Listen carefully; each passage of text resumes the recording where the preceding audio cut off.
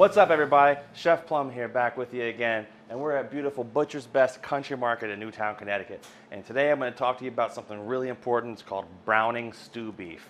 Stew beef is a very tough piece of meat to begin with, and it can generally be cut from any tough piece of meat. You know, you can do a London broil for a little bit leaner cut, or a chuck roast for a little bit more fattier cut. You might use a London broil stew beef for something like a lower fat dish or something like that.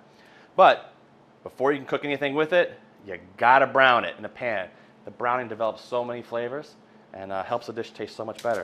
Come on over to the saute station and I'll show you how to do it. Come on.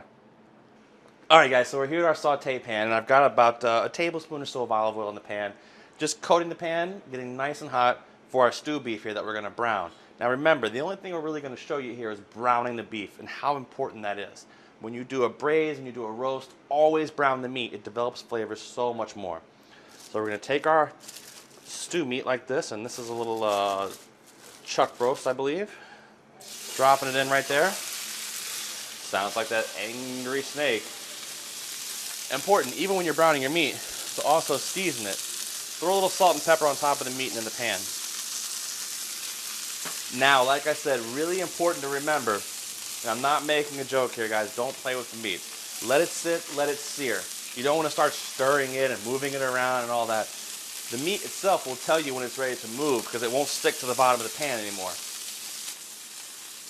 Beautiful browning there. See, that's exactly what we're looking for when we brown a piece of stew meat. As you can see, it's not sticking. Now we're getting fancy.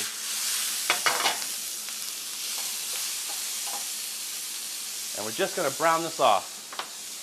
Plain and simple, guys. There couldn't be another more important thing. Season it, brown it, then roast it or braise it. Such an important thing to do.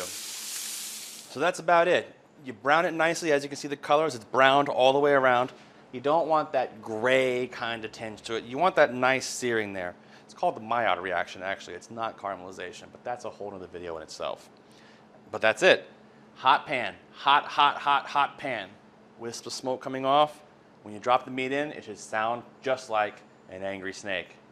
I'm Chef Plum here at Butcher's Best Country Market in Newtown, Connecticut, and that is how you brown stew beef. I'll see you next time.